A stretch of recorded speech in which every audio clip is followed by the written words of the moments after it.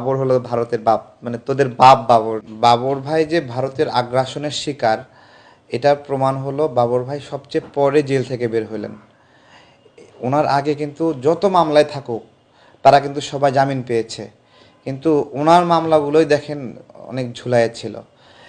এ থেকে প্রমাণিত হয় যে ওনার এই মামলাগুলোর উপরে ভারতের একটা প্রভাব ছিল। সেই প্রভাব কেটে ছিন্ন করে বের হতে ওনার সময় লাগলো।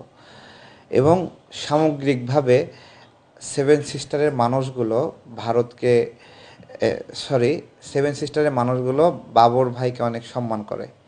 আমি তাদের অনেক প্রতিনিধি আমার সাথে যোগাযোগ করেছে, ওই এলাকার মানুষ। তারা মনে করে যে বাবর ভাই তাদের জন্য আশীর্বাদ, এবং তারা খোঁজ নেয় বাবর ভাই কেমন আছে, বাবর ভাই মুক্তি পাবে কবে, খোঁজ নেয়।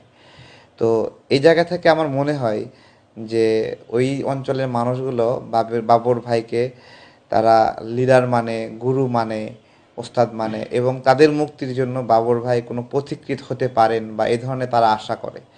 তো যখন রিপাবলিক বাংলার টকশোতে ছিলাম, তখন আমি বলছিলাম যে ময়ূককে, আপনি একটা সুসংবাদ পাবেন।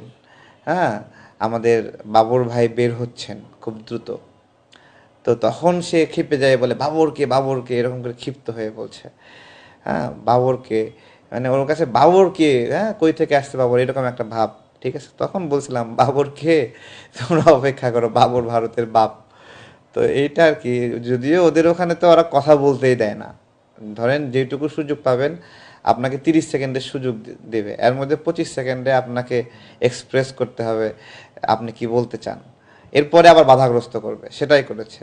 অল্প সময় যতটুকু পারছি দেশের প্রতিনিধি হিসেবে মন্তব্য রাখার চেষ্টা করছি আর কি। আসলে পরিকল্পনা করে কিছু হয় না টকশোতে। টকশো পুরোটাই উপস্থিত। আপনি তো জানেন না যে আপনাকে কি প্রশ্ন করবে। প্রশ্ন তো ফাঁস করা থাকে না।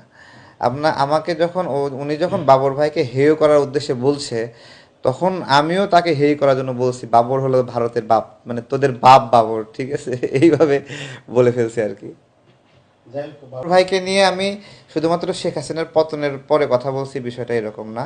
বাবর ভাইকে নিয়ে 2023 সালেও অনেক কবার কথা বলছি যে বাবর ভাইকে অহেতুক আটকে রাখছে বা এরকম। হ্যাঁ, এবং 21শে আগস্ট গ্রেনেড হামলা, ওই বিষয়ে আমার এর আগের অনেকগুলো ব্যাখ্যা ছিল, যে ব্যাখ্যাগুলোতে এটা যে ইলিয়াস ভাই যে তুলে ধরেছে না, ওই ব্যাখ্যাগুলোরই একটা আংশিক আলোচনা আমার ছিল, যে বাবর ভাই এখানে কানেক্টেড না, বা ওই সময় যারা সরকার দলের ছিল তারা তো, মানে বিরোধী দলের কেউ মারা গেলে তাদের উপর অনেক চাপ আসে। ধরেন শাহ এম এস কিবরিয়া উনি যখন মারা গেল, তখন বিএনপির উপর চাপ আসছে না, অনেক চাপ আসছে যে এরকম। এবং দেখেন রেজা কিবরিয়া ভাই, শাহ এম এস কিবরিয়ার ভাইয়ের ছেলে, উনি কিন্তু স্টেটমেন্ট দিয়েছে যে বাবর সাহেব এই মামলায় জড়িত না, কিবরিয়া হত্যা মামলায়, এবং তিনি ক্লিয়ারেন্স দিয়েছেন। তো ওই ওই ঘটনা থেকে আমার একটা ইয়ে হয়েছিল, যেহেতু শাহ এম এস কিবরিয়া সাহেবকে আওয়ামী লীগের নেতারাই হত্যা করেছে বলে পরিবার মনে করছে, সেহেতু মানে তারাই এই ধরনের নাটক করতে পারে, এবং 21শে আগস্ট হামলার ভেন্যু চেঞ্জ করা, নিরাপত্তা বিষয়ক অনেকগুলো প্রশ্ন, যেগুলো আওয়ামী লীগকে উল্টো প্রশ্নবিদ্ধ করছে। সে জায়গা থেকে বাবর ভাইয়ের বিষয়ে কথা বলছিলাম যে বাবর ভাইকে অহেতুক তারা এখানে ফাঁসিয়েছে, জাস্ট সেই সময় স্বরাষ্ট্র প্রতিমন্ত্রী ছিল এই অজুহাতে। প্রথমত হলো, মানে যখন এ ধরনের কোনো বড় মানুষ, মহান মানুষ বের হয়, তখন সবার একটা উৎকণ্ঠা থাকে, সবাইকে ভিড় করে। তো আমি আসলে আগ্রাসন বিরোধী লড়াই করি, যেহেতু আমাদের লড়াইটা অনেকটা গবেষণা, বোঝাপড়ার বিষয় আছে। তা আমি ওনাকে এই ভিড়ের মধ্যে দেখা করতে চাইনি।